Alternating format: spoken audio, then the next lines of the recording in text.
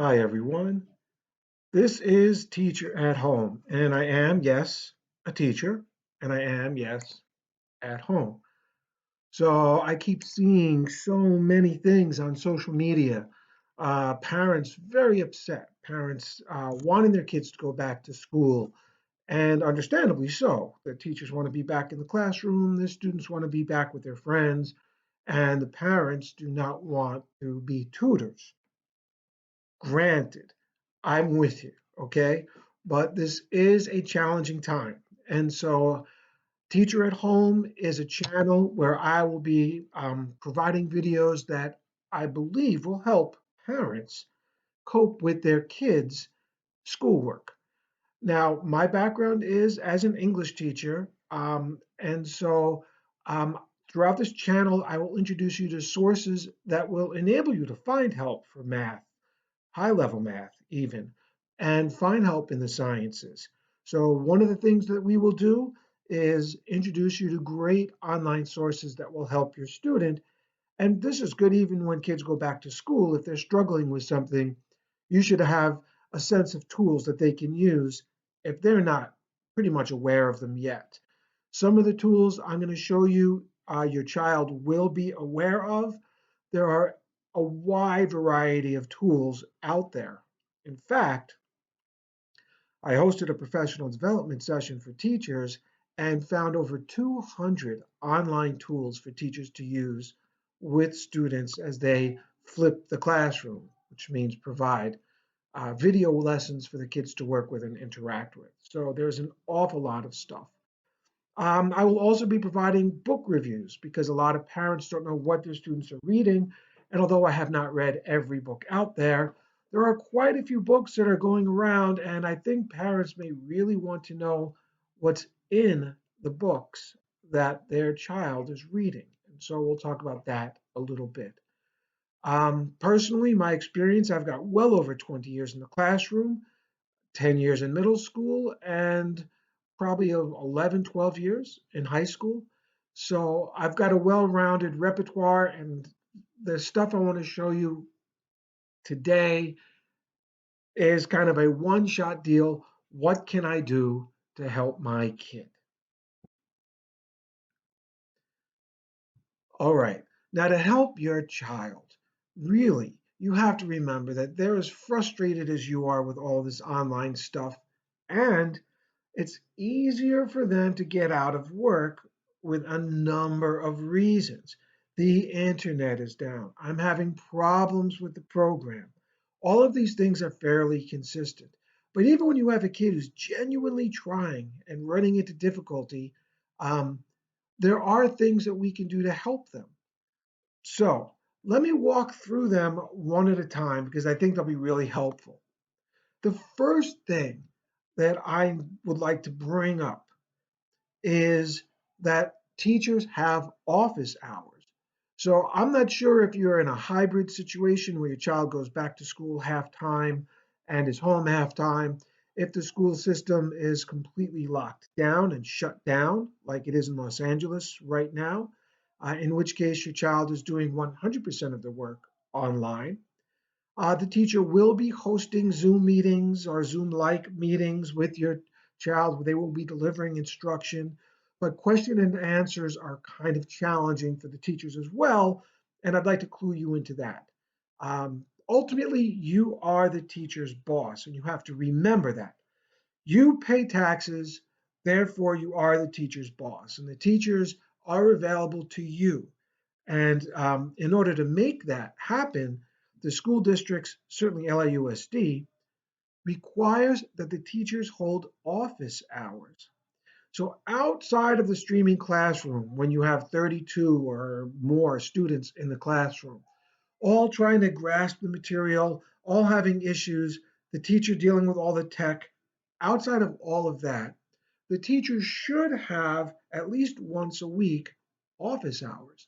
And those hours are specifically for the students to come with questions, but also for the parents to come with questions. So, my first recommendation to you is check the office hours that your child's teacher is holding. And if you have to make an appointment, if they're an elementary school teacher and those office hours get booked up, do so. But don't forget, even in high school, every teacher of every class should have office hours, and you should stop in.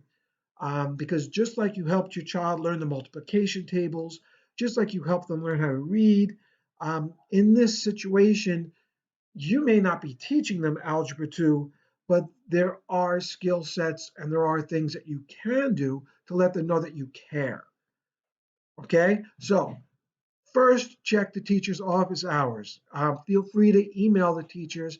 Teachers' emails are available through the school websites, and it should be relatively easy to find them. Call the school. Often, although the school is closed, there might be someone in the office, or visit the school's website. The school's website, just do a search, locate your school. There should be a way to reach out to the teachers through the school website. That being said, when you speak to the teacher, although you are their boss, be kind because um, I, for example, have 156 students. And in fact, this year I have not personally met any of my ninth graders. I've only interacted with them online. So it's very easy for names to get confused and for other issues to come up. So please be understanding to the teacher who is trying their best and hopefully is being very professional with you and your child. So, first, find the teacher's office hours. Second, make sure you can email the teacher directly, either through the school's website um, or even your child, if your child has some sort of platform. In LAUSD, we use Schoology.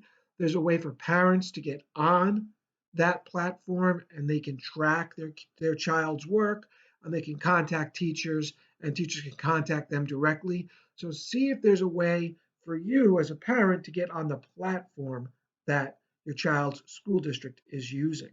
So, one, I'm going to say it again. First, find out your child's teacher's office hours. Two, find out how you can directly email the teacher, usually through the school website. Three, if the school is using some sort of online platform to post assignments and post grades, it might be Canvas, it might be Schoology, it might be any number of platforms. See what they have and see if you can get a parent account so you can track how your student is doing. Okay? So, the other thing that I would like to bring up now, this is all a way for you to contact the teacher, and that's great, blah, blah, blah. But, we may not have time to contact the teacher. We're tired, we're busy. I get it. So, what else can a parent do? Well, I'm going to ask you a question. So, think about this. Is your child taking notes? Now, that's really important because in the regular classroom, you expect your child to have their notebooks and to be taking notes while they're in school. And my question for you is your child still taking notes while they are engaging in online school? Because it's a video, a lot of the kids may think they don't need to take notes. And if the teacher posts the video after the class, that's great, but your child can either take notes physically with a notebook or they can take them electronically. I don't think it really matters.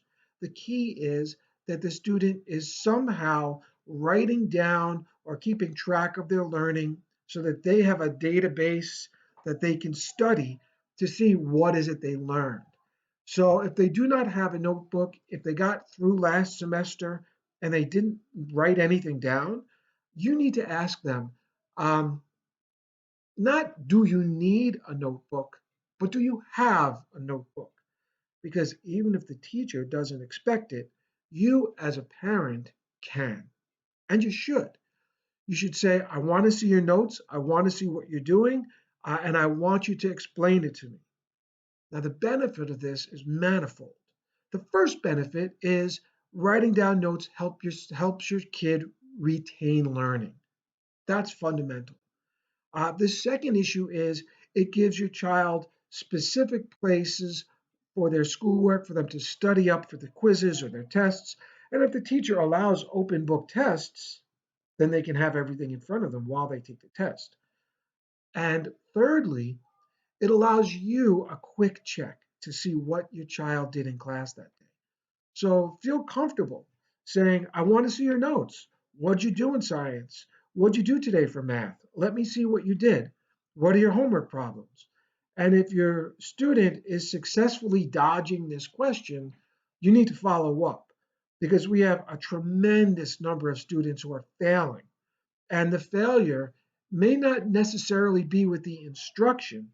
It might, but it may not be with the instruction, but it may be with how your child is engaging with the instruction now that we have a different paradigm. So a notebook is very, very important. Just like we had when we were in school, a 5 subject binder is great, our 3 ring binder, or even individual notebooks for individual classes. It doesn't matter. But your child should remain in the habit of taking notes, and they can always ask the teacher to repeat themselves. So, what can I do as a parent to help my child? First, you have to know how to contact the teacher.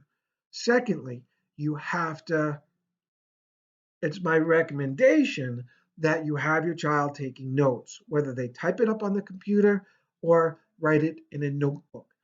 Now, this is the payoff for you. It only takes 5 minutes of your time to ask your child, not how was school today, what did you do in school today, but show me your notes. Explain them to me. Between 5 and 10, maybe 15 minutes, your child should be able to explain their learning for the day. And if they can't, then you find out exactly what their questions are, and you can ask your child what questions they have for their teacher. Do you see what I'm doing here? You don't have to teach your child, but if you can help check your child's understanding and help them figure out what questions they have for the teacher, that's a win-win. Now, if your teacher cannot answer those questions during class time because they're doing another presentation, that's what the office hours are for. So you roll back to that contact the teacher. When are your office hours? And set up a time to meet with them. A lot of teachers are more than happy to spend extra time to set up an extra time to meet with you and your child to make sure that your kid is getting the learning because nobody wants these kids to fail. Okay, so let me just put on my glasses and make sure I hit all the marks for this quickie. Yes, that's fine for today. So, what can a parent do? A parent can contact a teacher. A parent can check the schoolwork by getting onto the platform that the district is using. A parent can make sure their child is taking notes and check the notes. And together, find out just by asking your child to explain their learning, what questions do you have for your teacher? And let's make sure you write them down so that when you show up in class, you can ask your teacher, and the teacher will either answer them in class, after class, during lunch, after school, or more than likely during office hours that they are required or should be required to hold. So that's it. I don't want these videos to be too long. That's all from Teacher at Home. If you find this helpful, please click a like, click a subscribe. I will try to put up these videos relatively often, and there will be a wide variety of issues. Like I said, introductions to various online tools, book reviews, etc., and so forth. Thank you for watching, and please leave comments below and let me know what you think. Have a nice day.